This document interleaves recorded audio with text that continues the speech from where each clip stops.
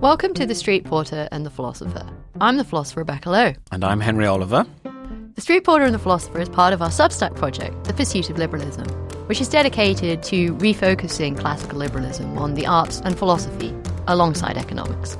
This is our first podcast season, and it's all about liberalism and the arts. We're covering everything from paintings to novels, the reading crisis, to the future and even the idea of liberal culture.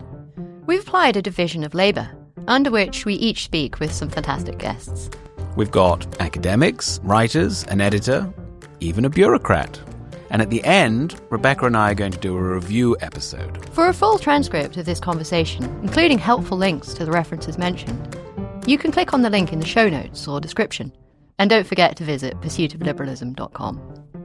Delighted today to be joined by two of my favourite people, and they're perfect guests for this season on liberalism and the arts.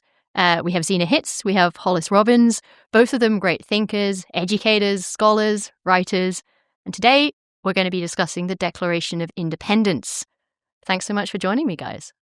Really happy to be here. Very happy to be here. Wonderful. So at the weekend, I went to go and see the Declaration of Independence, the National Archives. It was exciting, but I had this feeling, which I sometimes have when I go to these great places of historico-cultural significance. In America, I remember feeling this when I went to Annapolis, to where Washington made his resignation speech. I also felt this feeling when I went to Ford's Theatre to see a play about Abraham Lincoln. The feeling I had is, I think, a kind of epistemic limitation. I felt, I haven't grown up with this stuff. I've read about it, but I can't really feel it the way the Americans feel it. But then I also think maybe this is a rosy-tinted view. I mean, just last year, Cato put out some stats suggesting only 53% of Americans know why they celebrate the 4th of July. So what do you guys think? You know all about the education system. Do people know about this stuff? How good is our education system at helping kids know about it? When did you first learn about it? Do you remember not knowing about the Declaration of Independence? That was a good question that you suggested we think about, because I can't remember not knowing about it. Great. But as I've written about for Luke Burgess's recent book, being brought up in an atheist household, the doctrines were the Constitution and the Declaration of Independence. So that was the scripture. Mm-hmm. So I always knew it. And then we could talk a little bit about the bicentennial. The bicentennial was in 1976. Though I think our listeners could have figured that out.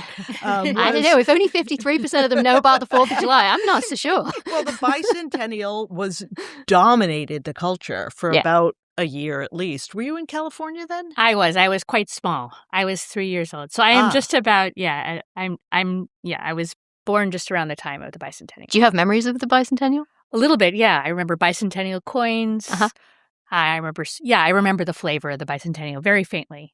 I learned this morning, actually, from a mutual friend we were just talking with before recording, that this was a very state-based celebration. It was a state. Nixon there's a new book out on it, but Nixon really wanted to plan for it. And so it was, I think his resignation was painful to him that after all of this planning and thinking that this was going to be a great event, to hand it over to Ford was sad.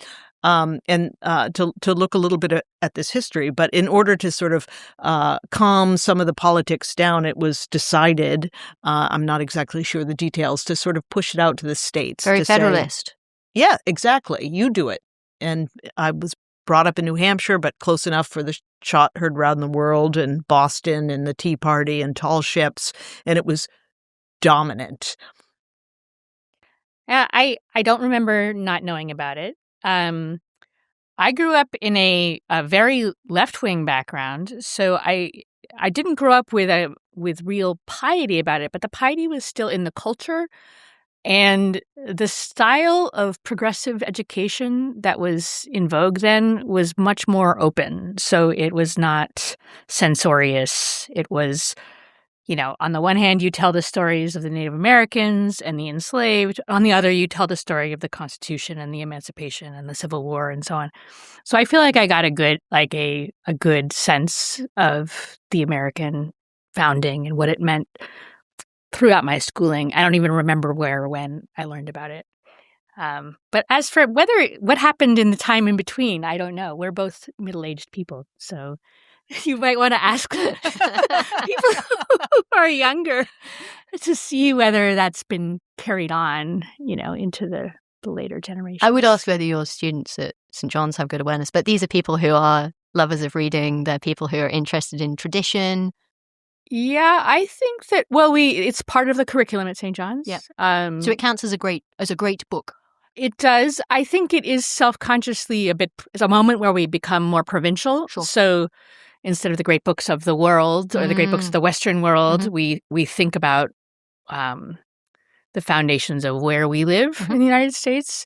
We read the Declaration, the Constitution, Federalist Papers, speeches of Lincoln and Frederick Douglass, some Supreme Court decisions.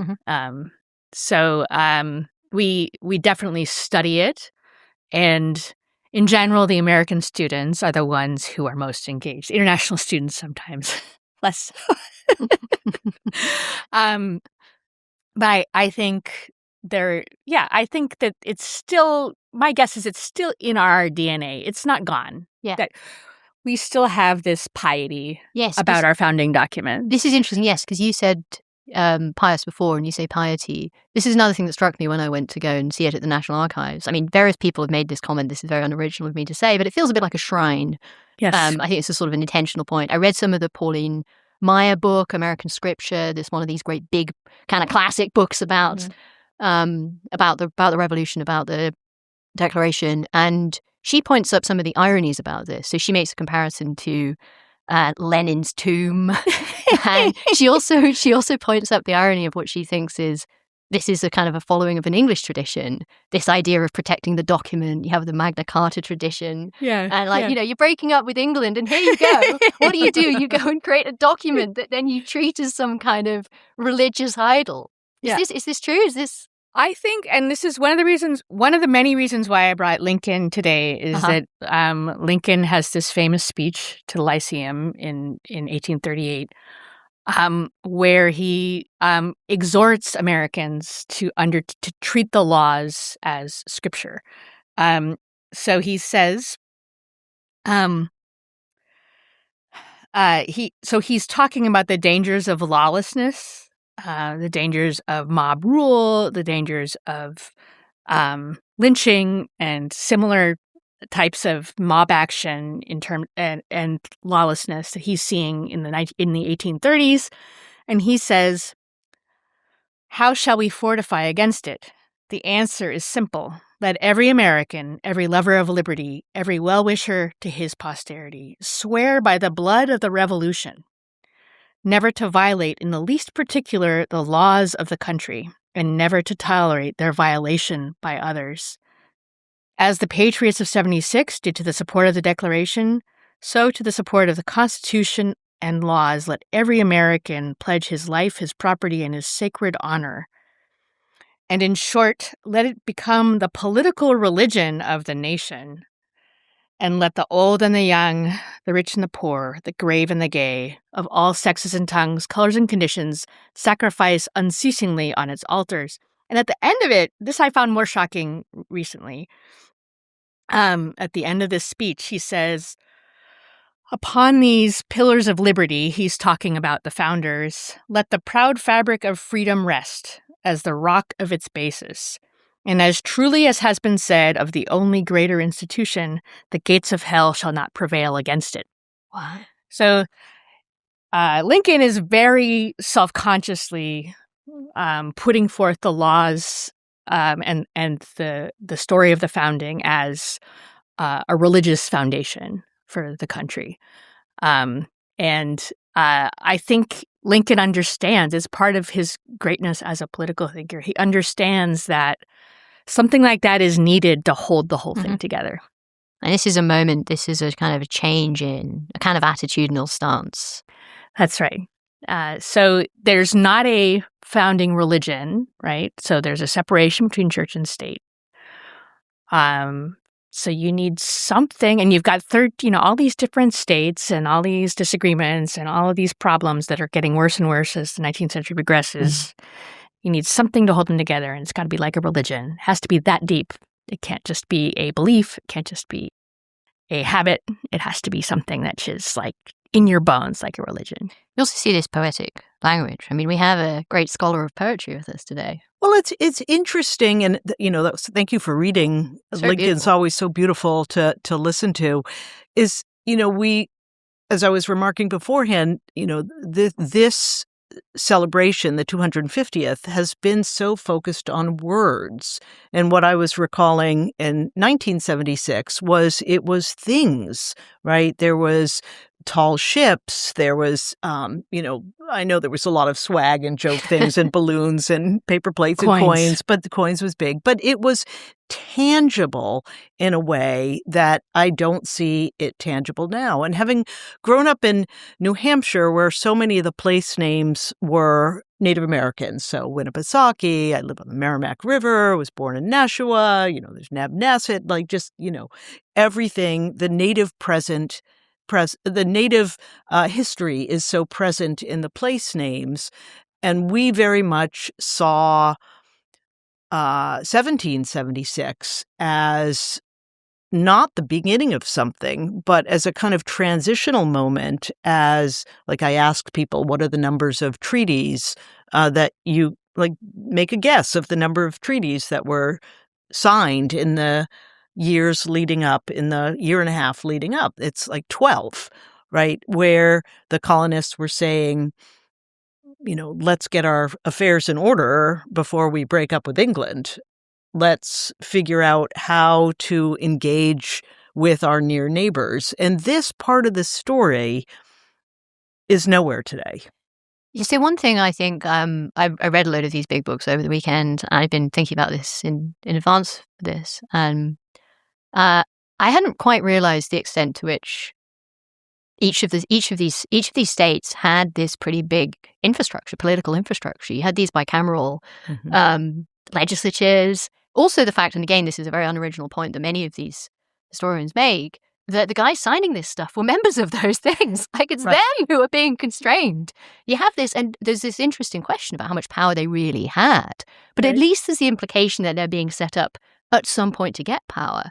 And just the understanding, I knew some stuff, for instance, I live in Virginia, so I'd been to some of the places and I'd read about some of the things. But understanding that this is replicated and in this beautifully decentralized way where they're different, they have these certain shared features, just getting to grips of quite how developed this political infrastructure was in these states suddenly makes this make a lot more sense. Of course they're annoyed. Exactly. We're doing the stuff, guys, or at least we have the capacity to do the stuff. Just let us get on and do it. Right. Right. And Patrick Henry is a really interesting Yes, I went position. recently too. Yeah, he's he's in the House of Burgess, and he's give me liberty and give me death rhetorically. But I would put him, and many people put him in the anti-federalist, right? So he's probably not in the canon of the great books. Everybody reads the Federalist because it's nice bound together in one book with the footnotes and. Well, also they prevailed. Well, the Anti-Federalists gave us the 10 Amendments. Correct. I almost said the 10 Commandments. But, There we go. Right? The piety. See, it's our piety. Right. That's right. So, the Anti-Federalists and why they agreed is such an important thing, but because he was mostly known in the House of Burgesses. It's a great point. I think at this stage, partly because we have some non-American viewers, but partly because we're talking about the content of this. We've already, Hollis has mentioned that it's focused on the words. At this point, I think we should read this. This is not something you always get on video podcasts, but I think we should read this. Hollis, over to you. All right. I'm just wetting my whistle here. Beautiful poetic words. Well, we're going to start right at the top of the page. We are. The sort of overview that people don't usually read. So, the unanimous Declaration of the 13 United States of America.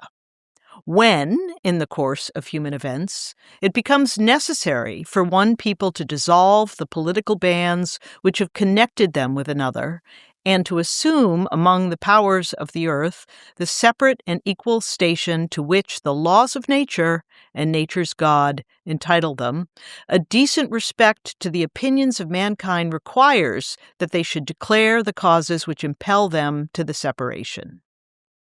We hold these truths to be self-evident, that all men are created equal, that they are endowed by their Creator with certain unalienable rights, that among these are life, liberty, and the pursuit of happiness, that to secure these rights, governments are instituted among men, deriving their just powers from the consent of the governed, that whenever any form of government becomes destructive to these ends, it is the right of the people to alter or to abolish it, and to institute new governments, laying its foundations on such principles and organizing its powers in such form as to them shall seem most likely to affect their safety and happiness.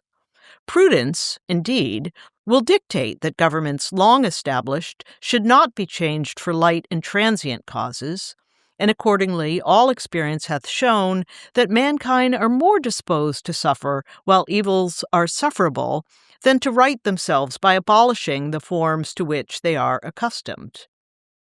But when a long train of abuses and usurpations, pursuing invariably the same object, evinces a design to reduce them under absolute despotism, it is their right, it is their duty, to throw off such government and to provide new guards for their future security. Such has been the patient sufferance of these colonies, and such is now the necessity which constrains them to alter their former systems of government. The history of the present King of Great Britain is a history of repeated injuries and usurpations, all having in direct object the establishment of an absolute tyranny over these states. To prove this, let facts be submitted to a candid world.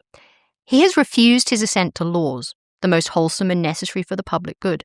He has forbidden his governors to pass laws of immediate and pressing importance, unless suspended in their operation till his assent should be obtained.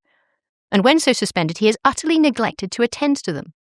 He has refused to pass other laws for the accommodation of large districts of people, unless those people would relinquish the right of representation in the legislature, a right inestimable to them and formidable to tyrants only. He has called together legislative bodies at places unusual, uncomfortable, and distant from the depository of their public records, for the sole purpose of fatiguing them into compliance with his measures. He has dissolved representative houses repeatedly for opposing with manly firmness his invasions on the rights of the people. He has refused for a long time after such dissolutions to cause others to be elected, whereby the legislative powers, incapable of annihilation, have returned to the people at large for their exercise, the state remaining in the meantime exposed to all the dangers of invasion from without and convulsions from within. He has endeavoured to prevent the population of these states, for that purpose obstructing the laws of naturalization for foreigners, refusing to pass others to encourage their migrations hither, and raising the conditions of new appropriations of lands. He has obstructed the administration of justice by refusing his assent to laws for establishing judiciary powers. He has made judgments dependent on his will alone for the tenure of their offices and the amount and payment of their salaries. He has erected a multitude of new offices and sent hither swarms of officers to harass our people and eat out their substance.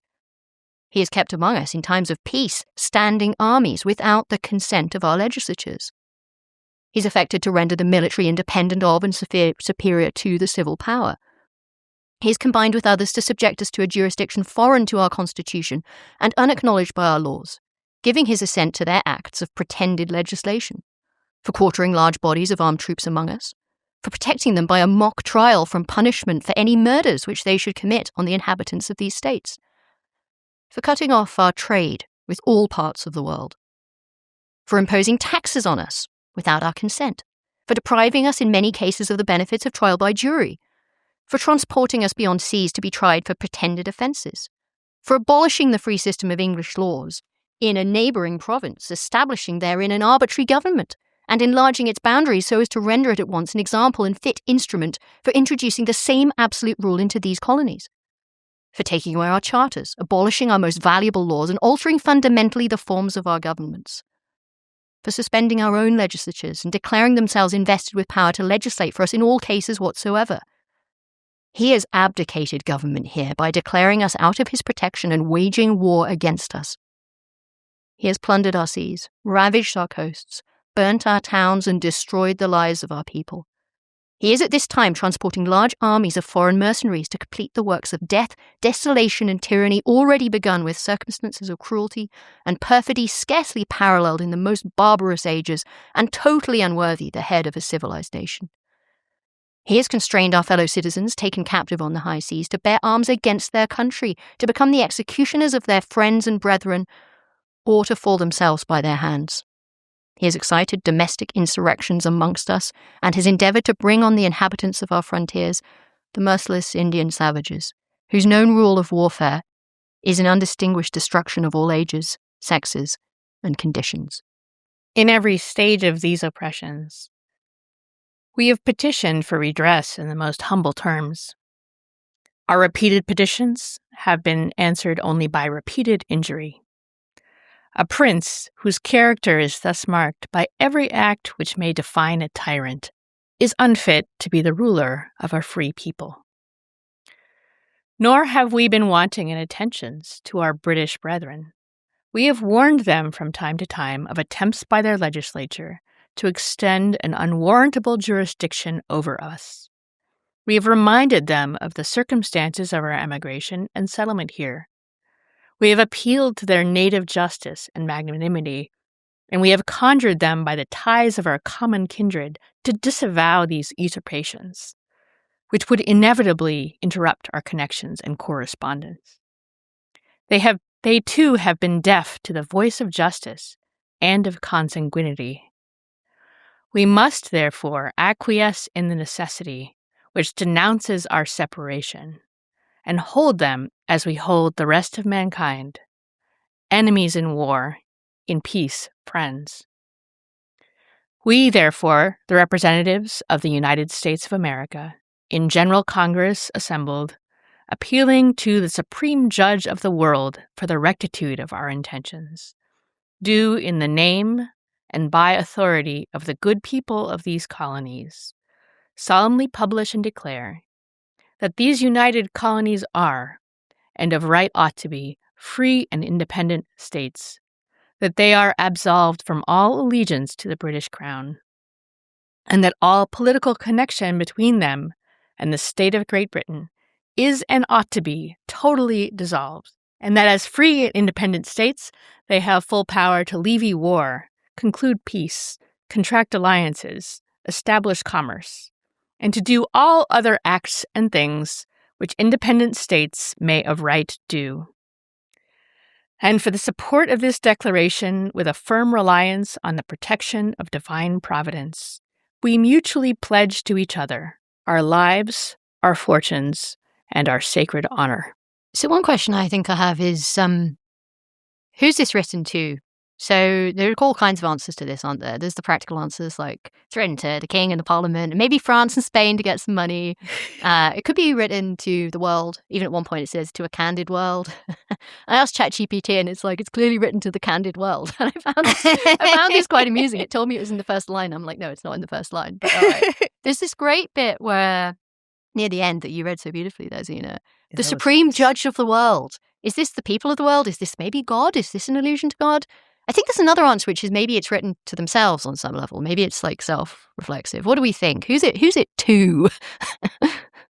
I think of it like a pitch deck. Like I've been thinking about it more and more as trying to get your seed funding, right? For, as you say, trying to get, Spain, trying to get French armaments, right? And they need some material for this They stuff. need some material. They have to say, look, are you serious? So they have to say they're serious, right? You need a serious breakup document to say, we're not going to get funding here. We're going to get funding there.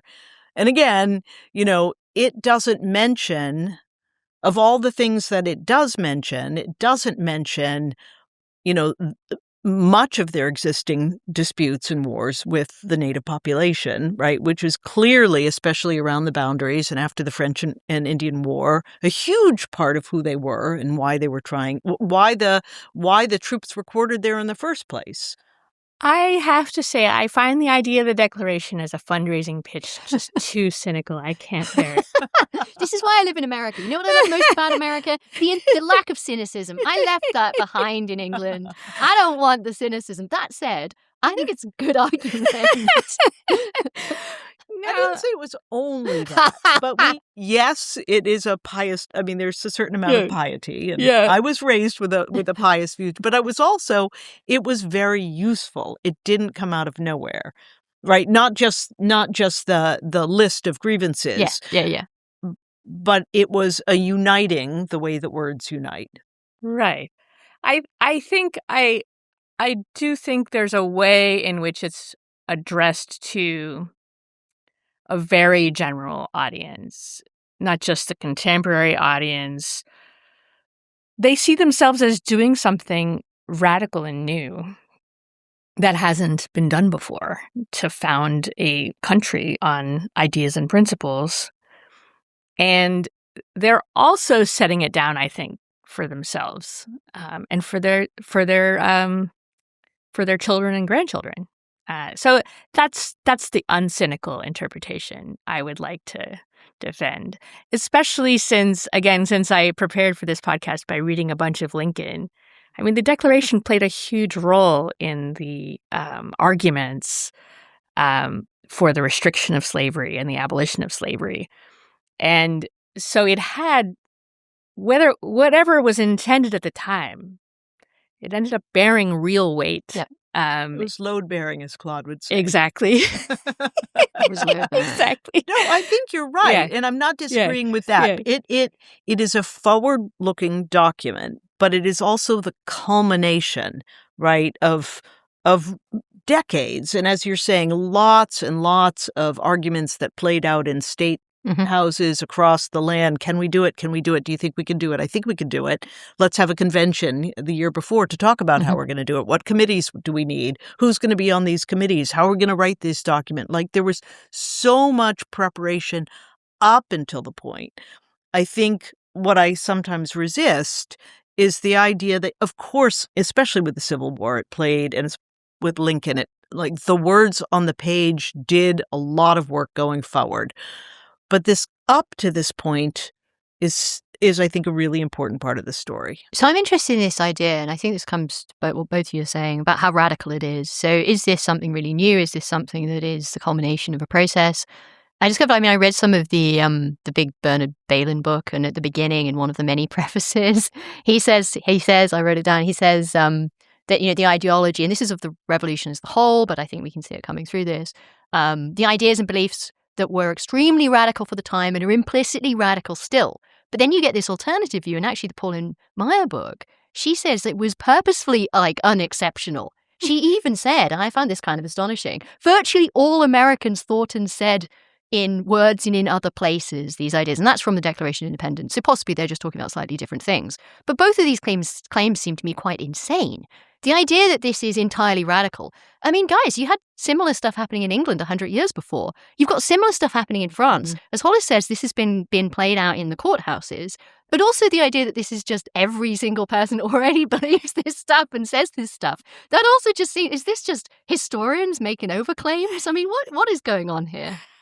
Well, I think, and you could help us out here.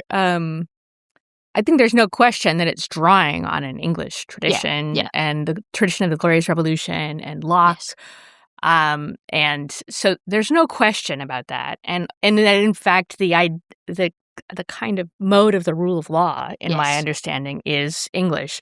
But the idea that you write a document with some principles and then say, I have my own country now, that feels to me like it was radical.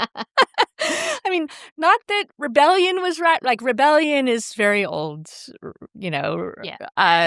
but to say we rebel in the name of our rights as human beings, that strikes me as being something strange and new. And I think I would say it's still radical. I mean, you do get, like you say, don't get me started on the social contract theory stuff. I'm obsessed by those things. But you see it not just in Locke and I don't agree with the Hobbes stuff, but you see the tradition coming through from Hobbes as well. You see this in the Levelers. So the Levelers documents from the 1640s, they're writing these agreements with these ideas that they have rights and the king should be held to account. But you're right, it's not saying, hey, we're going to go and set up a new nation. That said, the right to revolution stuff, I was rereading some of the second treatise last night. Yeah. And yet again, it's almost just lifted. Again, we have also George Mason and his his work on rights to thank for some of this language, but again, that comes surely from Locke.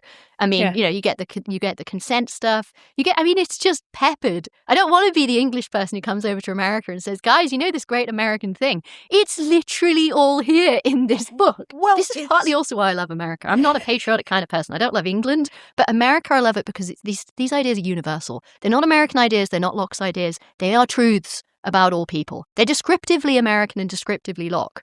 But I love them because I think they're true and good and right. So when you look at the Committee of Five that wrote the thing, and it was mostly Jefferson, who was mostly the best read, right? But you have Sherman there, you have Livingston there, you have Franklin there, right? You have people who are less interested in Locke and more interested in property, more interested in shipping, more interested in equity law, right? Is that we... I'm just making faces. Is that everything Hollis is saying is true? It's just that it's at the it's at the material level. It is it's at the not material. At the spiritual level. I understand because that this was a document at the spiritual level that was designed to do material things. Yes. It was designed as that practical... list of right, and so.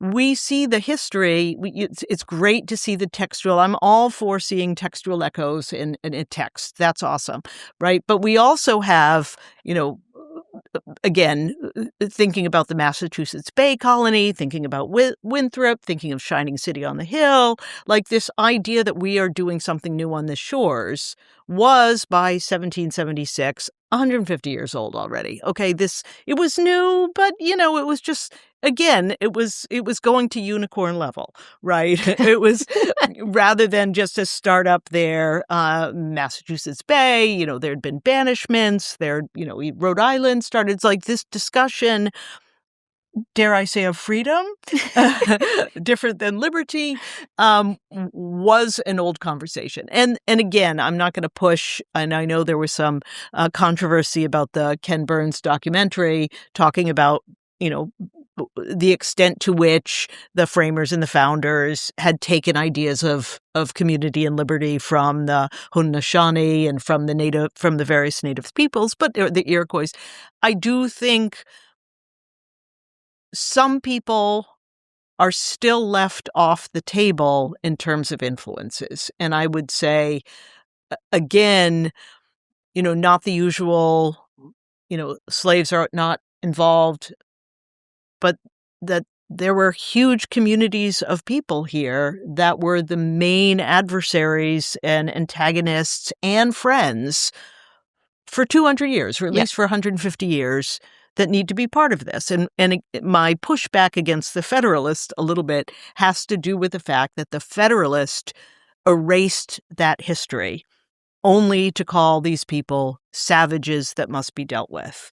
So what had been a real sense we live among these communities, they are at our borders, we have learned from them, they have learned from us, that history has disappeared.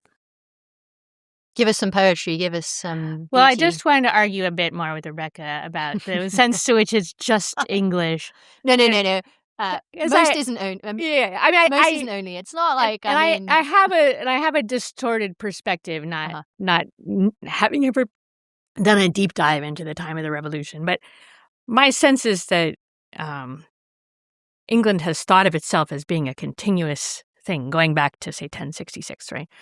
And so it keeps it executes the king, but then it ends up keeping a king. Oh, we totally gave in. I mean, basically, the whole of that century is just we're sick of killing each other, too much warfare. Right. We'll just settle. Right. So yeah, I mean, I do completely agree. I mean, the ideas are there, but no, we did not follow through, and we still have not.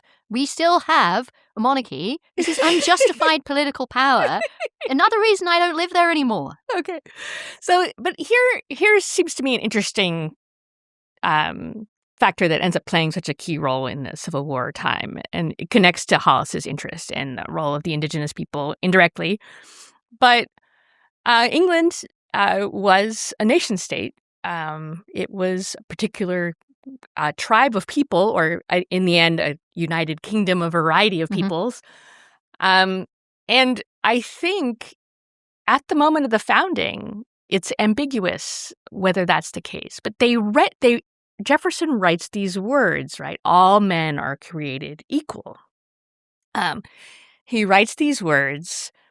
The Constitution begins, "We the people," and so what we teach what we read with our students at St. John's, the Dred Scott decision, where Chief Justice Taney says St. Louis says this shocking thing, which is, look, these founding documents, they say we the people, they say all men are created equal. They're really just referring to the white people who are signing these documents at the time, right? This is a principle of interpretation which seems utterly false. And you can see it and even in the dissent, Curtis gives this dissent where he says, there are Black citizens of northern colonies. How could it possibly be that this only refers to one race? You could tell there's a tension because, and it turns up in Lincoln's speeches, when there's all of these fights about slavery in the territories. In Nebraska, where they want slavery, some politician promoting the slavery in Nebraska point of view says the Declaration is garbage, right? Like, wants to de-emphasize the Declaration. So part of Lincoln's argument is that, look, the Declaration is part of who we are. It ties our hearts to this country, not just our wallets, and it forces us to think of slavery as an evil, maybe a necessary evil that needs to be preserved for a while, as he often argues, but in the end, an evil. Yep. Because it is not rule with the consent of the governed, which is the basic principle of the founding. I can read you a little more, but we can wait if you want. I have one more piece of Lincoln I want to go read. for it. Give us a little more Lincoln. And then I want to talk about Frederick Douglass. Okay, sure. This is a fragment from 1861, where Lincoln says, the principle of, without the Constitution and the Union, we could not have attained the result that is our country. But even these are not the primary cause of our great prosperity. There is something back of these, entwining itself more closely about the human heart. That something is this principle of liberty to all, the principle that clears the path for all, gives hope to all, and by consequence, enterprise and industry to all. The expression of that principle in our Declaration of Independence was most happy and fortunate. No oppressed people will fight and endure as our fathers did, without the promise of something better than a mere change of masters. And here's the very beautiful part that's very famous. The assertion of that principle at that time was the word, fitly spoken, which has proved an apple of gold to us. The Union and the Constitution are the picture of silver subsequently framed around it. The picture was made not to conceal or destroy the apple, but to adorn and preserve it. The picture was made for the apple, not the apple for the picture. So the golden apple of the United States is the Declaration. The Constitution is only a frame to display it and put it on display. So the principles of freedom for all, liberty for all, government with the consent of the governed are meant for everyone in principle, most especially the people that live in the United States. It's very beautiful. I mean, a comment that's, I think to many people, sort of almost self-evident, of course, is that the Declaration of Independence is not legally binding. I mean, there is some debate around the edges. I read quite a fun Fred Schauer paper last night arguing at least that it could become legally binding if you buy into his particular conception of law and stuff. But maybe that is also something beautiful about it. It's saying this is what should be the case, not because it's being enforced, but because these are the truths. The truth's self-evident. Well, and I think the things which are entwined about our hearts, right? So it's and this is also the thing about piety. This is, I think, the core of Lincoln's political understanding. We need more than self-interest. We need more than, this is working for now. We need to love this thing. Yeah. This needs to be deep in our hearts. the way our religion is, and the way our families are. So I think that's what he's really getting at. And that's so whether the Declaration is legally binding, I think might not be interesting to him, because the point is that it's the attachment. The attachment to the Declaration is what holds the whole thing together. It's the object of the heart. It's the golden apple of our desires. It's the promise of happiness. Yeah, we choose to follow it, not because we're forced to follow it. Exactly. Let's talk a little about. We talked a bit about the reality on the ground and the time, of course, it has taken for all people in America to be recognized as equal. Let's think about the implications for in the following century. We see the Civil War. Straight after that, we see these 3 big amendments in the 1860s. At the end of slavery, we see citizenship and we see voting. But of course, we could argue that these matters are still not fully settled and determined today.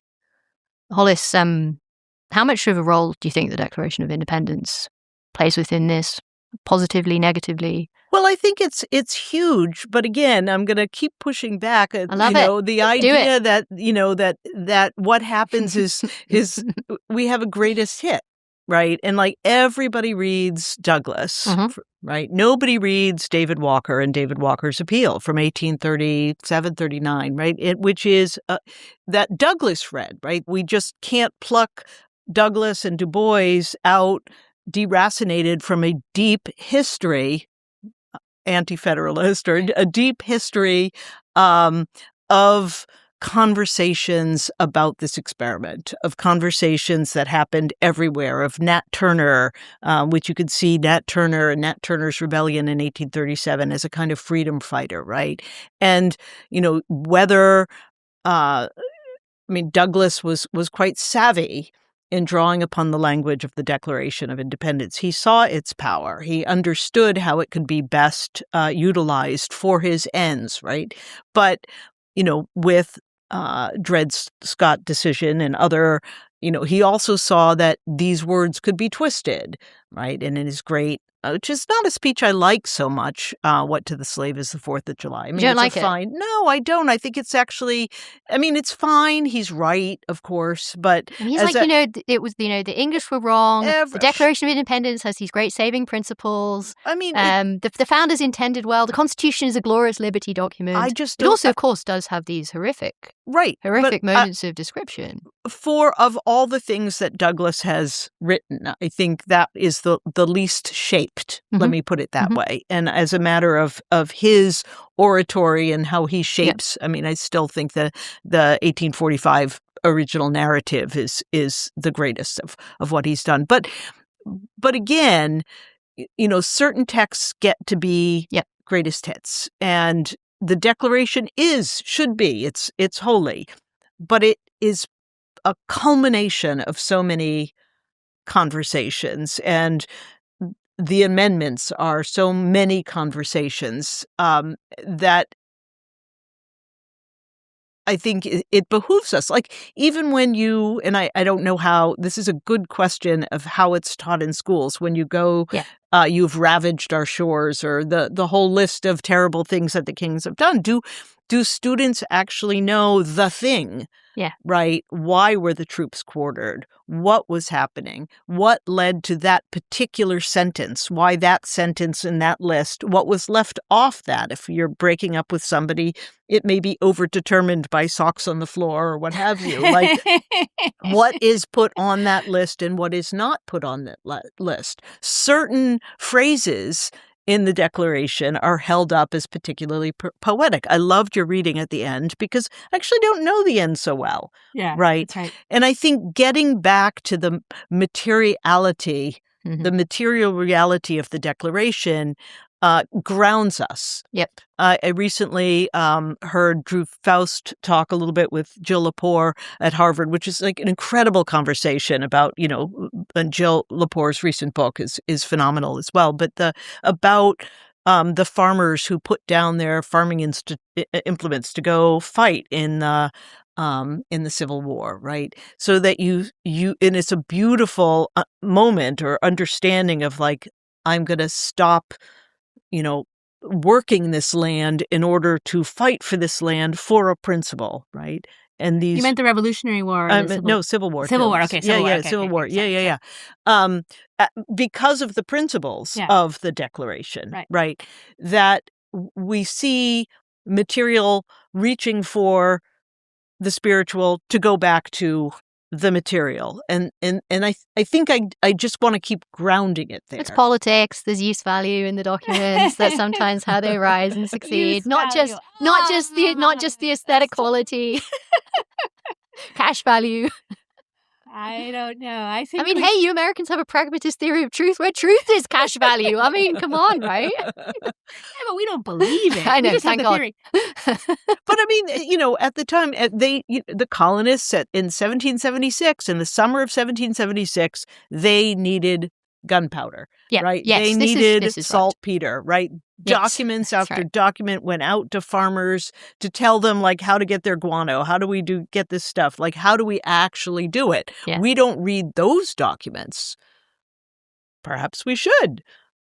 How poetic are those documents? Those What rhymes with documents- saltpeter? Well, but we Those would, documents are not going to right? But we would, liberate the enslaved. we or- would not be sitting They're here. necessary conditions within Without- history, within our I mean- contingent history. Sure, I- sure. If you think about this as a pitch deck, yeah, it's a great pitch deck, but the funders are always going to say, "Can you execute?" Right? And so the real question is, did we execute? And yeah, badly. Some people were left out, but the execution is why we're sitting here today, not just the words. Big claim. It's true. It's a big claim. All right, I want to have a final question for you guys. So this is what brought the states together. We know, as Hollis has said so beautifully, that there was a whole history before this, that obviously you had alliances between different states in the run-up to this. This is part of the point of it. You have these three different groups. But it's a state matter. So I want to know what your favorite state is. I want to know what your favorite state is. And ideally, I also want to know what state you're interested in terms of the role they played in the Declaration of Independence. So I'll go first because I know less about this stuff. I can name, 2 states? No, I can name more than that. My favorite state is Tennessee because I love the lakes. I think it's very beautiful. I used to go there when I was a kid every year. But the state I'm very interested in terms of the Declaration of Independence, I'm going to go for the easy one. I live in Virginia. Virginia is the place where Richard Lee, introduced the resolution. Jefferson did a lot of the drafting. George Mason, of course, wrote about rights in such a way that inspired a lot of the text, not just of the Declaration, but also the Constitution. Virginia had a pretty good run, right? Zena, where do you stand about Virginia, about your favorite state? My favorite state is California. That's such an easy answer. It should be ruled out of the competition. Well, it did not sign the Declaration. It was almost 100 years behind. Though Junipero Serra was same age as Jefferson. I mean, they were doing they were doing very different things, but kind of the same things on two sides of the continent. Right. Yeah, I think I can't really answer the question well because I haven't compared all the 13 colonies with one another. But I will say that the state that is iconically in my mind as the revolutionary state is Massachusetts because of the the things you learn as a kid in school, the Boston Tea Party, the battles in Concord, Lexington. So that for me, and when I'm in Massachusetts, that's when I feel, I think, most the presence of the revolution. Apart from, I went to graduate school in Princeton, not far from where Washington crossed the Delaware, and so that too is the crossing of the Delaware. And I think that the stories about the revolution itself are definitely wrapped into the document itself. So the sacrifices that were made to back it up. I love that. So we have Tennessee, Virginia, California, Massachusetts. What are you going to add, Hollis? Well, I was thinking actually of Princeton. We knew each other back. That's right. That's where you guys. Right, and that was, I had never felt so revolutionary as in Princeton. Nassau Hall, all the bridges that were burned. Princeton is like a copy of like English university really cities. And a couple of things, true. though. No, that's true. I won't fight that. I'm sort of halfway between New Hampshire growing up. It's still on the license plates. It's live free or die, Love right? And I happen to be on my mother's side goes back to Patrick Henry's mother. So this is part of the reason, Sarah Winston, this is part of the reason I know a little bit about Patrick Henry. What most people don't know is that his first wife, according to the history books, when they do pay attention to her, went crazy and he had to lock her in the basement and he fed her. This is like Jane Eyre. It is, except not Mad Woman in the Attic. It's Mad Woman in the basement.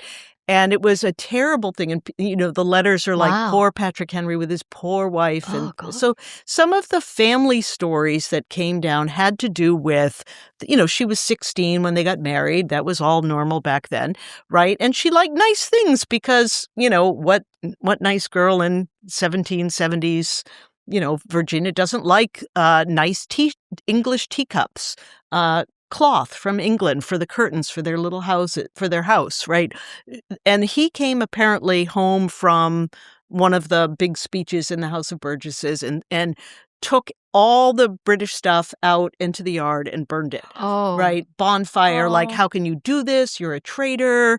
Now, whether these things are true, what happened, when you look at her going crazy, she wasn't there. Was she bound up in this? Yep.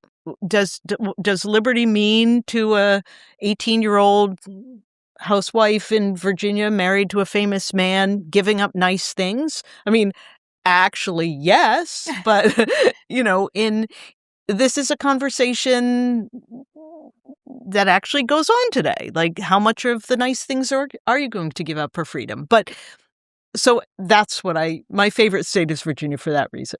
I went to the church in Richmond just a couple of weeks ago and they did not tell me this stuff about him keeping That said, they did touch on your use value thing. I mean, he's a lawyer.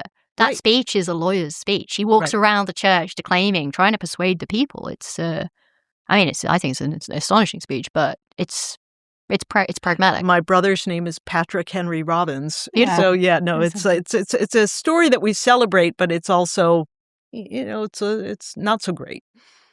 Not so great. Well, on that note, guys, this has been wonderful. It's part of my trying to learn all the things about America, getting to hang out with my favorite Americans, talking about all the American things. Thank you so much for joining us. Oh, it was so fun. Thank you. Even if we disagree. That's what it's about, you guys. This is what America's about, right? Space for dissensus. Exactly.